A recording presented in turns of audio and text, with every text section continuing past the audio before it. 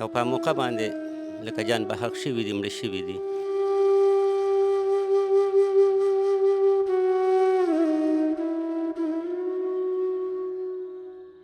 ورواوړېدو نو دا نور خو دننه و دا زوی او دا لور مې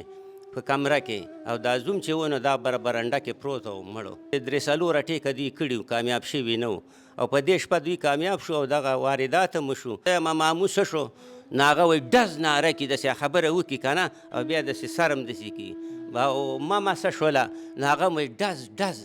और पापा लाड़। जी नाज़रीन, हमारे साथ इस वक्त शेख मल्टून टाउन वाक़े के मुद्दई मौजूद है। आए इनसे बात करते हैं। काका लावल दे अल्लाह पाक तासुल सबर दर की खपल नुम रातवे बिया रातवे जदा वाक़या संग शे जमा नुम दे अब्दुलमजीद ज पेश तखबे नादरा दफ्तर सर पाते केगमा हलता व खुश हो सलोर काला او دا واقعا داسې وه چې بس دلته زما دا زوم او دا لور دلته دوی بنګله کې اوسېدله او دا زوی چې و نو دا په میلمستوب راغلی و د دویمه شپه وه نو په دې دویمه شپه باندې بس دا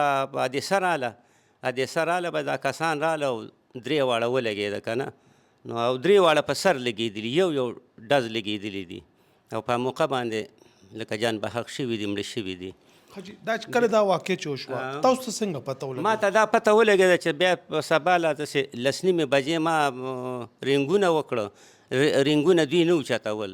تقریبا د 11:30 بجو پورې ما رینګونه کول. بیا میړه کې شک راغی، بیا د هغه ملګری و هغه ته مالته ورشه معلومات وکړه چې وجه څه کیدی شي، نمبر یې نه اوچتېږي. چې راغی هغه ویل ګیټ بند دی، مال په ګیټ ور واوړه معلومات وکړه چې ور واوړېدو نو دا نور خو دننه و دا زوی او دا لور مې په کمره کې او دا زوم چې و نو دا برنډه کې پروت و مړو. نو بیا ما ته هغه رنګ وکړو نو بیا څه 1 بجه وه چې زه راورسېدم. اوس خو پولیس وایي چې موږ دا ملزمان ونیول، دا ملزمان څوک وو؟ دې کور ته څنګه تلي وو؟ پېژنګلو نه د دې اوس لکه دا ملزمان چې ونه د دوی د مخکې نه هم داسې دا پلینګ نو اورې دوی مخکې نه هم کوشش کوو داسې 3-4 ټیکه دوی کړي وو، کامیاب شوي نه وو او په دې شپه دوی کامیاب شو او دغه واردات هم وشو او دا د پیسو دپاره خبره وه. څه څه وړي دي کور؟ نو دې وړي موبایل دوی له په لاس ورغلي دي تقریبا دغه موقع کې او کالی هغه ورغلی دی او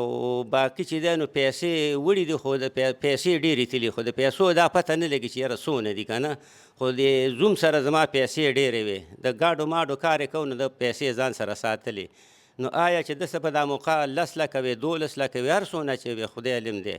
او د دوی دغه کړي دی او بیا ګاډی هم بوتلی و که نه ګاډی هم هغه ته 45 لک روپۍ اخیستې او ګاډي کې هم د هغوی غرض و چې یاره ګاډی موږ بوځو که نه. خو چې کوم هغه ماشومان ستا چې کوم نوسۍ وې هغوی مخامخ یې دا ایښتي وو بیا ځان سره هغه مخامخ ایښتلي وو. کله چې ما د خپلې ماشومانې ما ته میلاو شي په سهار له دلته د جج صاحب نه نو بیا چې دوی ما بوتلې نو هغه مشره خو ګزاره کوله او دا کشره چې وه نو دی به یو ناڅاپه اړي راواغېسته سترګې بیا پټې کړې لکه هغه ګبراهټ هغه دغه دوی لیدلي وو نو بس هغه د هغې وجې نه به هغه یره به پکې راتلله. تاسو چې کومه مشره ماشومه ده هغه څه خبرې کوي چې هغه خبرې کوي او هغه نه زه تپوس وکړم زه یم ماموس څه شو نو هغه وایي ډز ناره کړي داسې خبره وکړي که نه او بیا داسې سر هم داسې کړي او ماما څه شوله نو هغه هم وایي ډز او پاپا لاړ. لکه دلته هم د هغې نه ریکارډونه شوي دي، دلته جج صاحب ته اخیستي د سچو دي که نه مومن خان دي د شیخ ملتون نو هغوی سره هم دا بیانات لکه شته دی د دغه ماشومې.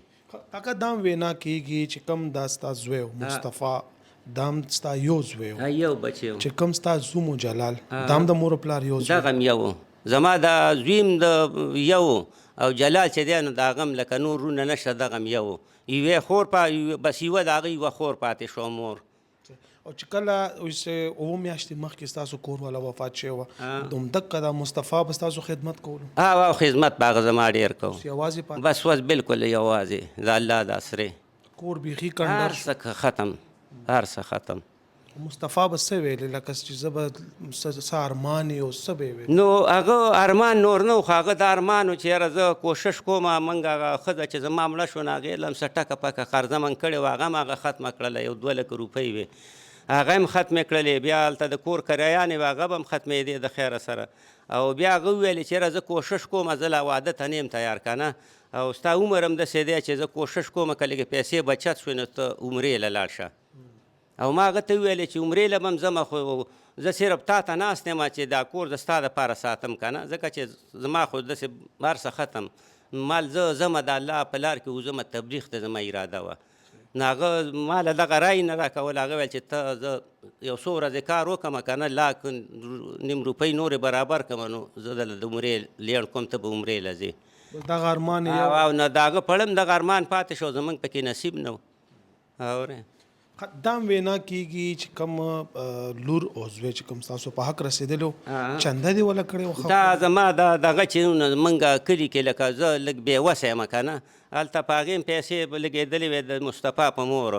او نور زه په خپله هم د خپې نه لږ خراب یم نو مزدوري نشم کولی. مخکې ما ټول عمر زمینداره کړې ده.